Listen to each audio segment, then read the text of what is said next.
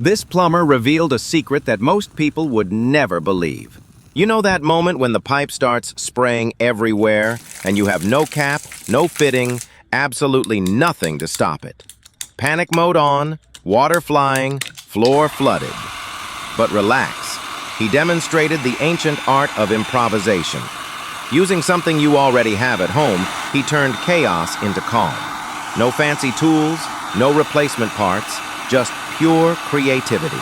In the end, the leak stopped, and the plumber walked away like he'd just rewritten the laws of plumbing.